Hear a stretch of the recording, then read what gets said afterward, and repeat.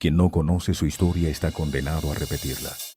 Continuamos con la segunda parte de la crónica de Andrés Escobar, la historia que jamás alguien se atrevió a contar. ¿Qué pasó detrás de su muerte? Muchos se especulaban que había sido por un autogol, otros decían que había sido por una gran suma de dinero que habían hecho los narcos en apuestas clandestinas para USA 94. ¿Por qué se decía que Pablo Escobar era el jefe de Andrés Escobar? ¿Por qué se decía que en 1989 Pablo Escobar había comprado la Copa Libertadores en ese tiempo? Quédate en esta segunda parte que estará llena de muchas emociones.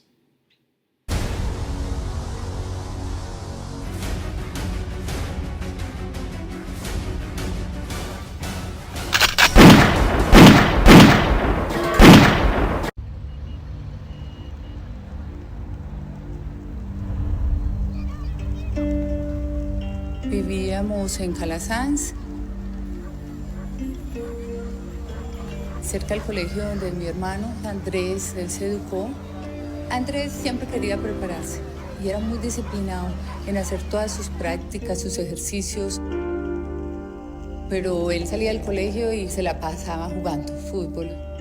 Andrés jugaba en todas las calles del barrio, podía jugar 4 partidos al día y no se cansaba. Desde muy pequeño empezaron a verle las condiciones.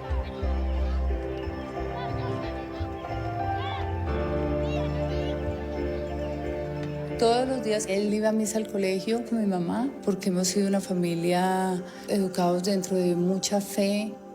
Mi mamá sufre de un cáncer y muere de 52 años. Para Andrés era su mundo, era su vida y fue muy difícil superarla. Pero era un muchacho muy sano realmente, muy juicioso. Y el deporte siempre lo alejó de cualquier vicio. Andrés, hay un momento en la vida en que casi que tiene que elegir entre estudiar y jugar fútbol. Andrés algún día me lo manifestó y me dijo que él quería ser titular y su sueño era titular del Nacional. Es un sábado en 1987 y fue un día muy especial para Andrés. Había algún choque entre el profesor Maturana y Norberto Molina que después salió como a la luz pública. Ese momento no era un momento para discutir, era un momento para aceptar la decisión del conductor. Bueno, Norberto, saliste. Y había un chico por allá jugando con los inferiores. Era más que un excelente jugador. Era la personificación de la cultura, de la rectitud. Estaba ahí en el momento justo, a la hora justa. Entonces yo dije, venga para acá, usted va a jugar. Ese chico es Andrés Escobar.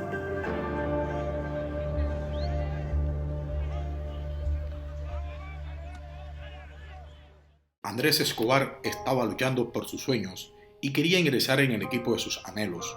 Para Pablo Escobar, el sueño que tenía era casi igual al de Andrés. Quería que el Atlético Nacional fuera campeón internacional, reconocido como un club deportivo competitivo de alto nivel, y para eso tenía que trabajar muy duro, para llegar a realizar ese sueño.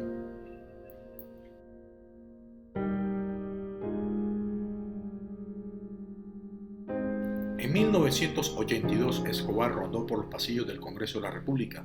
Resultó elegido como suplente de Jairo Ortega, representante a la Cámara por Antioquia. Civismo en Marcha y Medellín sin tugurios fueron sus programas. La ideología principal de nuestro movimiento es civismo, nacionalismo, programas sociales, ecológicos y deportivos. ¿Se creó el Robin Hood antioqueño? De ninguna manera, pero de todas maneras es un calificativo que resulta bastante interesante porque quienes conocen la historia de Robin Hood saben perfectamente que luchó y que salió en la defensa de las clases populares. Estuve en Medellín ayer recibiendo una bellísima hacienda que me regaló para obras sociales don Pablo Escobar. Yo sé que muchos se pueden escandalizar. No piensen que el padre García Herreros, en quien se tenía esperanzas, también se corrompió. Cuando se hace la voluntad de Dios, no hay corrupción.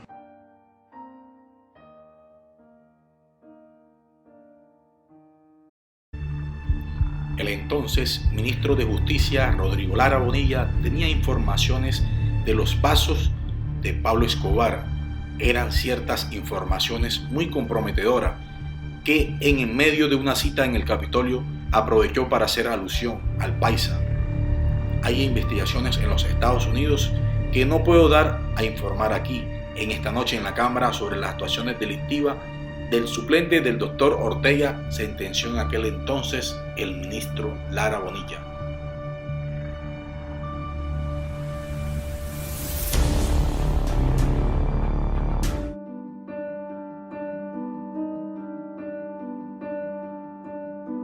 Quiero informar a la opinión pública que el señor ministro de Justicia tiene un plazo de 24 horas para que presente las pruebas concretas de la sindicación que me hizo en el día de ayer en la Cámara de Representantes. Yo no busco, y mi anhelo no es que haya un enfrentamiento entre el pueblo colombiano.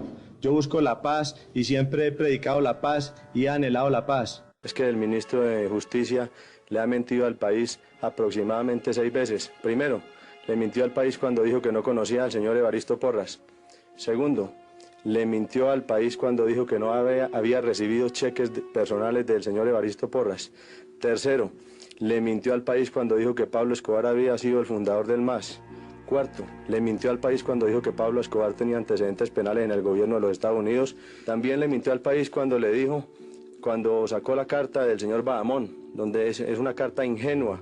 Es una carta débil en argumentos, un cheque girado por $1 millón y uno no tiene conocimiento que se gira a nombre de uno. Es un argumento ingenuo y un argumento débil. Y por último, el señor ministro de Justicia le mintió al país cuando le dijo que no iba a renunciar. Vamos a ver qué pasa en estos próximos días. El señor ministro de Justicia me acusó a mí en forma injusta. Le mintió al país cuando dijo que Pablo Escobar tenía antecedentes penales en el gobierno de los Estados Unidos. En estos instantes les voy a exhibir el pasaporte oficial que les puede mostrar a ustedes cómo el gobierno de los Estados Unidos me otorgó la visa para visitar ese país. Además, soy un visitante asiduo. Estados Unidos efectivamente lo tenía en la mira. Para septiembre de 1983, las autoridades norteamericanas le cancelaron la visa de turista y la DEA lo señaló oficialmente como narcotraficante. En medio del revuelo, tuvo que retroceder sus aspiraciones políticas. De hecho, quería saltar del Congreso a la Casa de Nariño. Pero todo empezó a caer. La plenaria de la Cámara le retiró la inmunidad parlamentaria para que respondiera por otra serie de acusaciones que ya tenían en expedientes abiertos en juzgados y tribunales de Colombia. Esos antecedentes le restaban, ya que el Congreso de la República no acepta congresistas con antecedentes penales.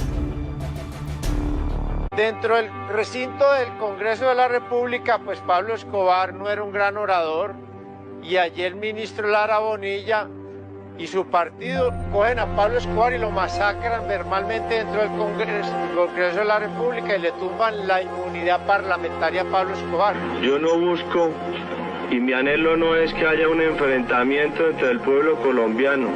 Yo busco la paz y siempre he predicado la paz y he anhelado la paz.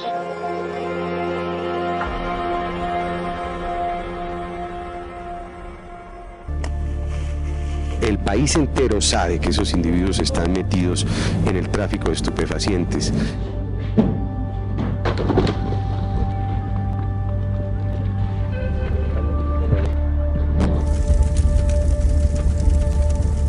El gobierno de Colombia les acepta el desafío.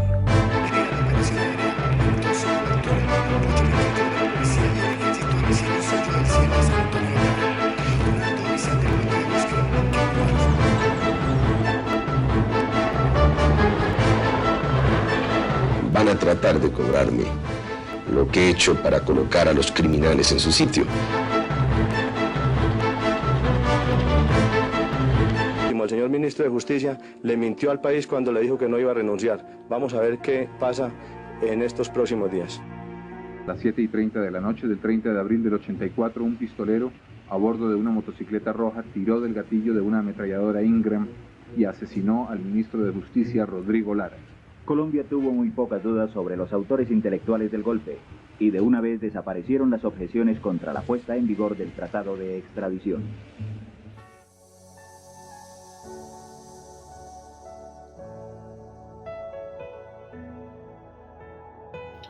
El 20 de enero de 1984, Pablo anuncia su retiro de la política. Después de la avalancha de señalamientos, no pertenecería más al movimiento de renovación liberal. En ese año, ordena atentar contra la vida del ministro Lara Bonilla durante la noche del 30 de abril de 1984.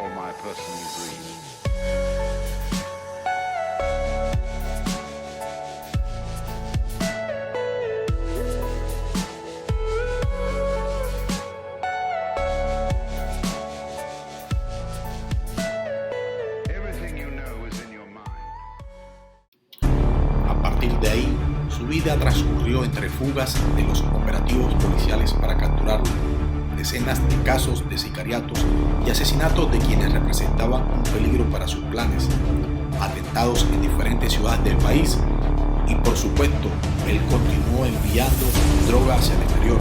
Se hacía mayor creando una fortuna tan grande que la revista Forbes lo publicó en un artículo de la revista entre los 10 hombres más millonarios del mundo.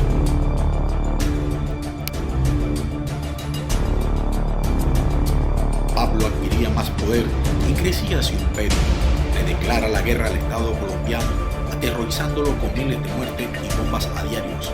Por un momento, acorraló al gobierno con las 3 muertes de candidatos a la presidencia, como lo fue el doctor Luis Carlos Galán en 1989, Bernardo Jaramillo Osa en 1990 y Carlos Pizarro en el mismo año. Pablo presionó la creación de una nueva asamblea constituyente en 1991. Por primera vez en la historia jurídica y política de Colombia, eleva la extradición a rango constitucional y prohíbe la entrega de nacionales. Las extradiciones en trámite son negadas y los presos recobran la libertad.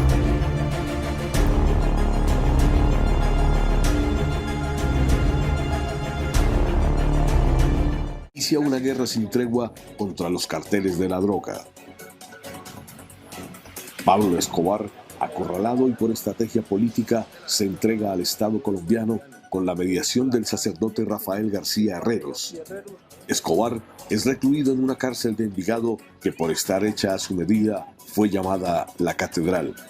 Después de meses en los cuales se demostró que el jefe del cartel de Medellín seguía siendo el amo y señor del mundo de las drogas, Escobar escapa. Para 1989, todo el continente daba como campeón a Olimpia de Paraguay. Nacional no podía jugar la final en el Atanasio Girardot porque el estadio en ese entonces no contaba con la capacidad suficiente para albergar una Libertadores. Así las cosas, entre Pereira, Cali y Manizales, la escuadra verdolaga se decidió por la capital de la República para ser la casa verde del último juego de la Libertadores de ese año. En el otro costado, el rumbo de Andrés Escobar era exitoso con el Atlético Nacional de Medellín. El 31 de mayo de 1989, el equipo antioqueño venció desde los penales a Olimpia de Paraguay e hizo historia en el torneo continental. Por primera vez un equipo colombiano hacía historia en una Copa Libertadores. Colombia campeón de América, Colombia campeón de América, Nacional campeón de América, Colombia campeón de América, Colombia campeón de América, Colombia campeón continental, Colombia campeón continental, mi patria.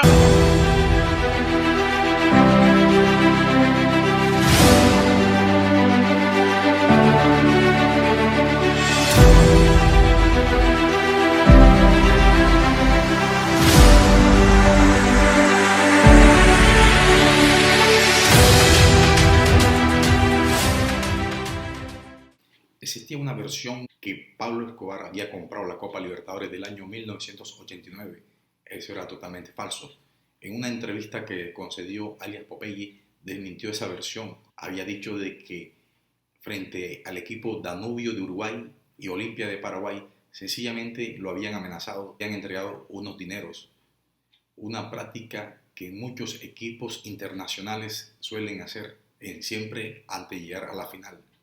Por tal motivo, la selección que ganó ese encuentro era la selección Colombia del año 1990 y 1994, la que le ganó 5-0 a Argentina de Batistuta y Maradona en el Monumental. Ese era el equipo aquel entonces campeón de la Copa Libertadores del año 1989. Si te gustó nuestro segundo capítulo, te invito a que te suscribas a nuestro canal en YouTube y en Facebook como Romario Sander News. Espera la tercera parte de esta historia, el final, la muerte de Andrés Escobar. Muchas gracias.